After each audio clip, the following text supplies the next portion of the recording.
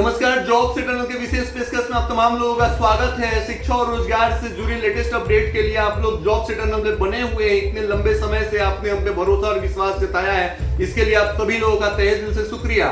बिहार से बड़ी खबर आ रही है। एक खबर तो यह है कि एसटीईटी कैंडिडेट्स ने एक तरफ जहां ह्यूमन चेन बना रहे हैं, शिक्षक पात्रता परीक्षा के अंतर्गत वो लोग ज्वाइनिंग की मांग कर रहे हैं, वहीं दूसरी तरफ ये बड़ी खबर आई है। स्क्रीन के ऊपर आप इस फोटोग्राफ्स को देखिए, ये आरजेडी के फेसबुक अकाउंट से लिया गया फोटोग्राफ्स है, जिसमें आरजेडी ने ये पोस्ट किया है। सबसे बड़ी विपक्ष की पार्टी है बिहार में, उन्होंने ये पोस्ट किया है कि वहां कहीं एक स्थानीय न्यूज पोर्टल ने एक खबर को चलाया कि बिहार में जो 9000 से भी ज्यादा ऐसे शिक्षक हैं जो अपने ओरिजिनल डॉक्यूमेंट्स के वेरिफिकेशन के बगैर ज्वाइनिंग लेकर के और शिक्षक बने हुए हैं, उन सभी के लिए एक बुरी खबर है। वो ये है कि सरकार ने इनको 1 महीने का मोहलत दिया था कि आप अपने ओरिजिनल डॉक्यूमेंट्स को बिहार सरकार को ऑफिशियल वेबसाइट पे अपलोड करें, पोस्ट करें, और सरकार आपके ओरिजिनल डॉक्यूमेंट्स का वेरिफिकेशन करना चाहती है।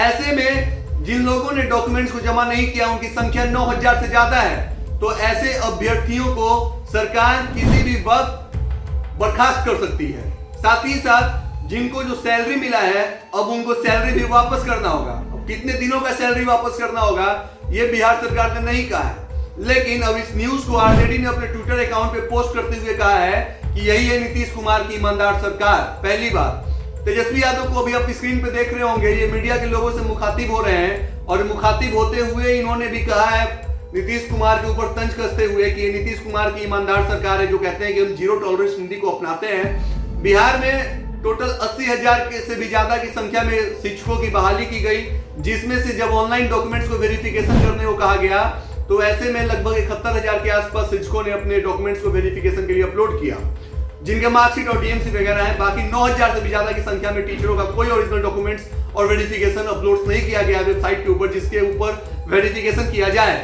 इसके ऊपर तेजस्वी यादव तंज कसते हुए कहते हैं कि यही बिहार सरकार है और नीतीश कुमार से यही आग्रह और यही उम्मीद की जा सकती है।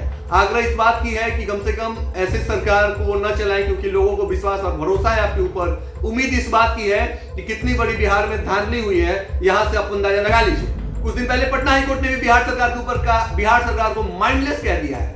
बताते चले आपको कि शिक्षा और रोजगार ये दो ऐसी चीजें हैं किसी भी राज्य सरकार के लिए जिसकी बुनियादी चुनौती होती है, और जब शिक्षा और रोजगार के क्षेत्र में सरकार लच्चर हो तो कोई भी उसके ऊपर कटाक्ष कर सकता है। लेकिन जब न्यायपालिका आपके ऊपर कटाक्ष करते हुए आपको माइंडलेस कहती है, तो सच में कहीं ना कहीं सोचने पे हम मजबूर हो जाते हैं कि बिहार में कैसी सरकार चल रही है। 9000 शिक्षकों ने अपने ओरिजिनल डॉक्यूमेंट्स को बिहार सरकार के वेबसाइट पे उन्होंने अपलोड नहीं किया है। ओरिजिनल डॉक्यूमेंट्स उनका डीएमसी और मार्कशीट है। अब सवाल ये उठता है कि उनकी ज्वाइनिंग हो गई, उनको ज्वाइनिंग लेटर मिला, तो बिना काउंसलिंग के, बिना डॉक्यूमेंट्स वेरिफिकेशन के कैसे इनको ज्वाइनिंग मिल गया, या इसके बगैर ज्वाइनिंग मिला तो किसके इशारों पे मिला? अगर आरोप लग रहा है कि धांधली हुआ है, घुसखोरी हुआ है, पैसे की उगाही हुई है, तो फिर ये पैसे किसके जेब में गए हैं और किसके जेब को गर्म किया गया है इन पैसों से? ये सवाल है। ये सवाल यकीन मानिए कि नीतीश कुमार के जो चमचे होंगे पत्रकार वो नहीं पूछेंगे, लेकिन जॉब टंडन की टीम ईमानदारी के साथ, निष्पक्षता के साथ, बुलंद आवाज के साथ ये सवाल पूछेगी कि 9000 शिक्षकों की बहाली इतनी भारी संख्या में कैसे कर दी गई, जब उनके डॉक्यूमेंट्स में ही झोल था, जब उनके डॉक्यूमेंट्स की क्रेडिबिलिटी नहीं थी, उनके मार्कशीट और डीएमसी जो थे वो क्रेडिबल नहीं थे, पाक साफ नहीं थे, तो उनकी ज्वाइनिंग कैसे दी गई, उनको ज्वाइनिंग लेटर कैसे मिल गया, और 1 महीने का समय दिया गया।